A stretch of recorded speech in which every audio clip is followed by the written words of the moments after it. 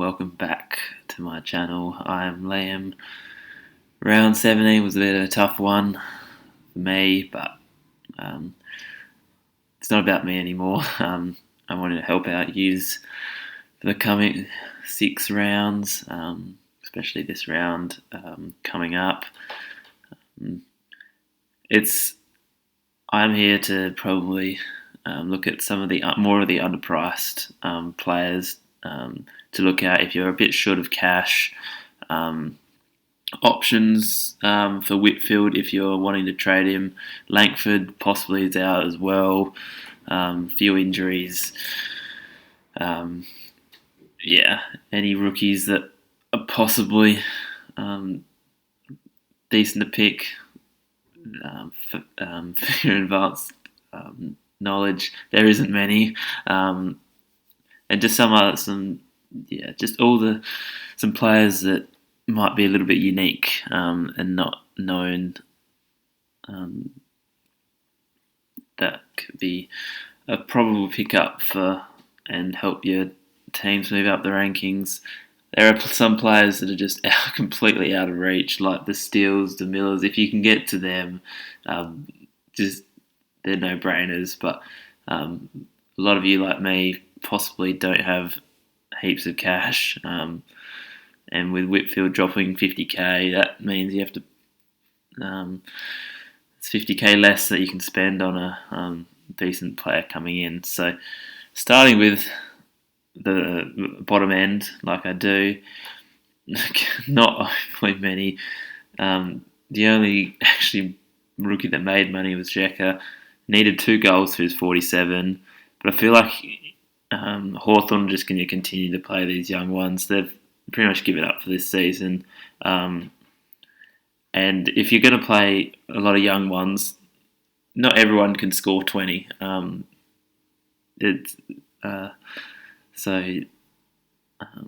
As we saw with Bramble last week, scoring 99, there's rookies out there that can score heaps. I don't see Xhaka scoring heaps, but I feel like he can stay consistent around a 40 to 50, which would be handy for a bench, depending on your team situation. If you need just an F8 just to sit there and just pump out 40s for you, that's all they need to do at this time of the year. Even as a cover, you mostly have primos who are pretty much going to play every week. Not many late outs has happened this year, which has been a good for fantasy coaches. So cover isn't overly as important, but it'd be nice to have that 40 or 50 extra points if a primo does miss. I don't like any of the others. Dow, Richmond also probably hopes fading, might continue to play some rookies. Dow just doesn't seem to be going to score over 40. But again, if he's possibly like a utility spot just to throw away, they can be options. It's just there's no one out there producing any scores. I don't mind Garcia. I mentioned him last week, 57. Bulldogs losing is a bit of a worry for his job security. But if you can hold his spot, he's certainly a nice little cash cow for the last few weeks.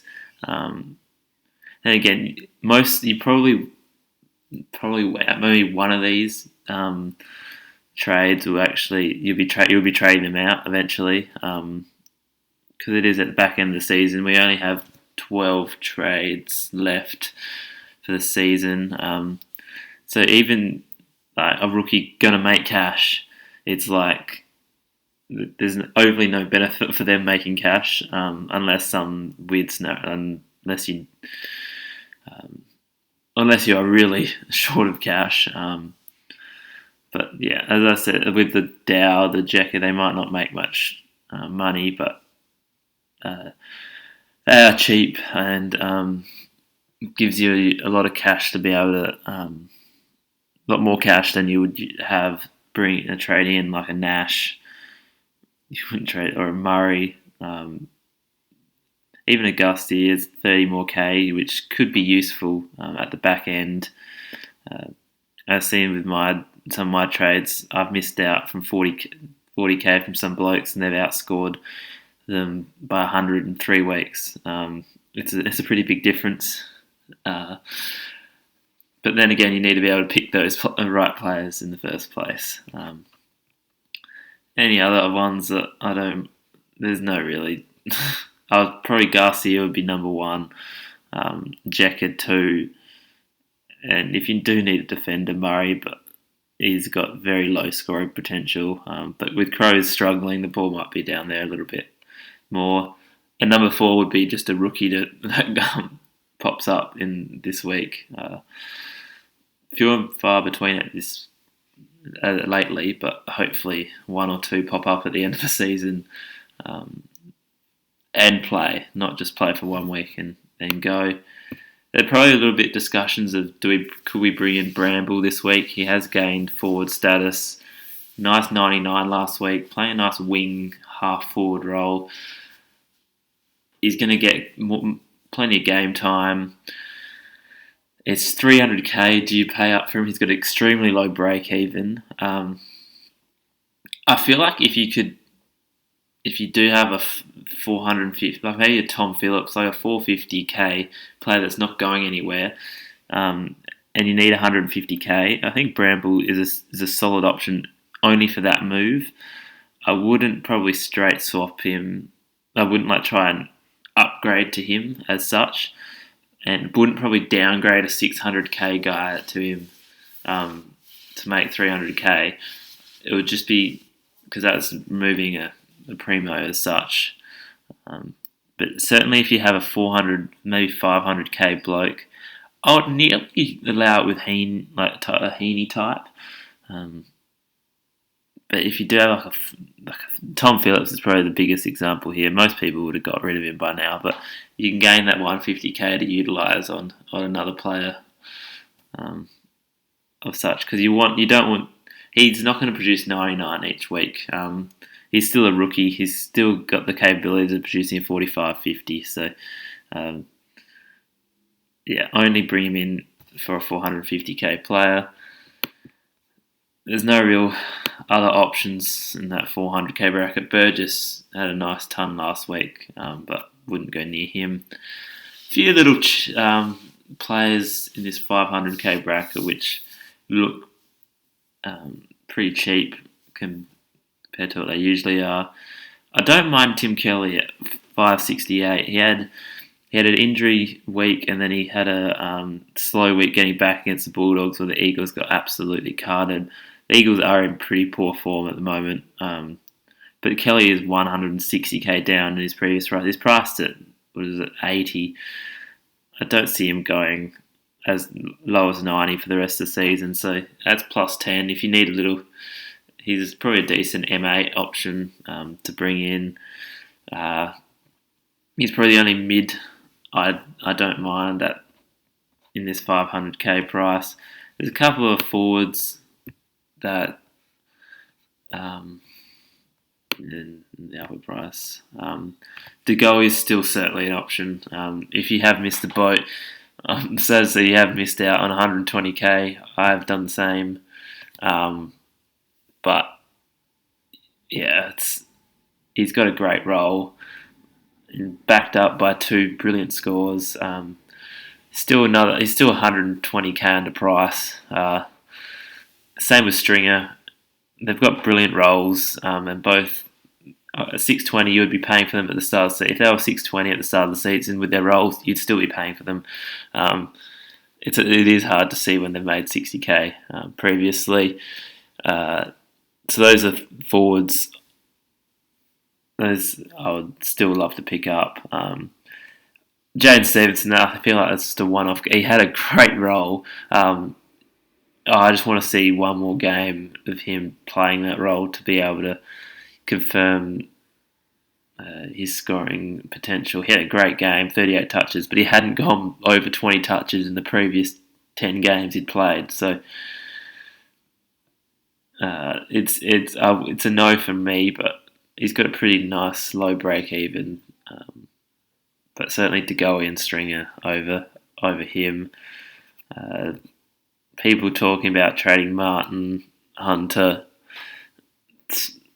If you've got the luxury, certainly I don't. Martin just looks disinterested. As I said, I don't like picking him in fantasy. He's he's never really he's never really got a high ceiling, and now he's producing really poor scores. I don't see him going more than probably 80 for the rest of the season. Same as Hunter. Um, with Bulldogs having a strong midfield, he's just being pushed to the outer a little bit, and also with side bottom as well. Not getting as much mid time as they did. Even though Hunter was a wingman, the Bulls the Bulldogs have got much better players than him at this very stage.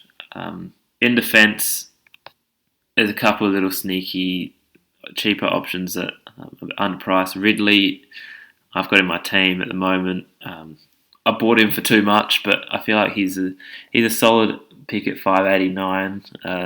More kick-outs.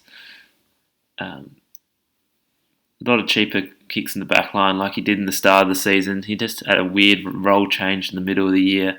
But he's at least 50k underpriced. Probably see him averaging about that 90 for the rest of the year, and at that price you take it and run. Some more 600k defenders that I do not mind. Lloyd, never seen him at 670 before. It's someone I'd like to target. Sydney have hit a bit of form as of late, and it's a bit unusual. When Sydney are down, Lloyd doesn't seem to score as well, being a defender, but when they're up, he's scoring pretty nicely. As we saw from last year, he's got a pretty good ceiling. And at 670, he's a solid option for Whitfield. An option that hasn't been thrown around as often, and is probably taking more of Lloyd's kick-outs, is Jordan Dawson. I picked him up at the end of last year. He was at a similar price, and he came home very strong. Seems to do it for some reason. Slow starts and then comes home late. He's one of the best kicks in the team. They like the ball in his hands. And at 626, that's 100k from Whitfield. That it could be utilised in a more of a significant upgrade than if you're just straight swapping Whitfield. So here's an option that I really like at 626. Salem's, after his injury about a month ago, he's hit a bit of form as of late, and Melbourne love the ball in his hands, averaging 113 in his last three. Very, very good option for the run home, and is just slightly cheaper than the Crisp, who I really enjoy. And Mills, if you don't have him, he's just a must-have. Averaging 109 in the last three, hitting to that 800k mark, but he's worth every penny. If you're losing, I'm losing 50 points every week having Haynes and Harms over Mills. But yeah, very nice one to start off if you did, and if you picked him up during the year, it's just become a hard like the Steels and the Millers to actually be able to bring in your team because they're so expensive. But those are more of my defender options that I enjoy. Darcy's the only forward in this price bracket, and I love every bit of it. He had a struggle was it last week or the year before, but the week before. But he's dominating the ruck, absolutely killing ruckman. Still priced at just under 100. He provides great cover if a Grundy or a Gawn go down for 1 week, and you just don't want to trade them out. You can just move Darcy to the ruck, and there you go. Another ruckman that's possibly hit a little bit of form, playing a little bit more time in the ruck. Where is he? Yeah, Rowan Marshall, I don't mind. He's starting to hit rock bottom at 560. A little bit more ruck time. We've seen that he has a decent ceiling as shown from last year. So if you're looking for an underpriced ruck, he's a solid option. Also, a solid option just to cover, as I said with Darcy, if a Grundy, Gawn do uh, have some injury worries or get a concussion for a week or something along the lines of that. With midfielders, there's three that I like to talk about for this in this section. First, Lachie Neale. He's back. Probably not in his 130s from last year, but he is priced at 100. And for the capabilities of him, it becomes nearly one of the most popular trade-ins this week for people that are short of a midfielder or just straight swapping. It's nearly a perfect straight swap for Whitfield as well. 200k down on his starting price. He's 111 in his last three. Brisbane's got one of the best runs home. He's probably my number one option for this week. I don't know if I've said that earlier in the video, but he's number one this week. Brisbane had just an off game last week, but their run home is insane. Another one that's probably got the same with Neil, a bit of injury worries, but he's way down on his starting price is Taylor Adams. He is a very good. He's 119 in his last three. He showed last week with his 130. He can rack it up. He was probably going to be one of my starting picks if he wasn't injury troubled at the start of the year. He's underpriced for next year. Collingwood playing more of their youngsters, so he's got more of a senior role in the team. They want the ball more in his hands. I still go Neil over him, but Adams would be number two. And then Sammy Walsh is just on fire at the moment. Unfortunately, don't have him, can't get him. But 128 in his last three. Just roll it, racking up the numbers. And nearly untaggable. Because Cripps is their main man, even though teams probably should learn that Walsh is 10 times better. That's in my personal opinion. I don't. Cripps, amazing player, but just don't overly rate him over Walsh at all. And in this 800k price bracket, it is a lottery. I did my top, I think 8 last week, and I had Lions and I had Parrish in the top 3. I completely stuffed that up. Took Miller's just been insane. Far out. And the funny thing, he's going to probably go unowned into next year as well, because he's going to be priced at 120. He's going to be max priced. No one's probably going to touch him with a lot of underpriced players for next year. He's just in amazing form. It's hard to watch. He and Steele become nearly permanent captains for the rest of the year. Very handy. Chuck had a decent game last week, but I wouldn't probably be trying to touch him. Zorko, again, he's top forward along with Kelly and Hall. If you need a forward, he's a solid option. But Parrish, Lions will be handy in the next couple of weeks as their price drop a little bit. Look to try and grab them at their lowest point. So hopefully I've given you some decent insights into the coming round 18. Good luck with your trades, and leave any comments below. Happy to help. And tomorrow I'll be releasing my preview, some of my captain options, and what I'm thinking for my trades. I've got Whitfield, and I think Langford's also got a slight injury worry as well. So I might have 2 forced trades next week. Can't even upgrade or improve my team. Oh well, it's been one of those years. But hopefully I've helped at least one of you out. Hopefully many of you for your best ranks, career best ranks. So till tomorrow, have a good one.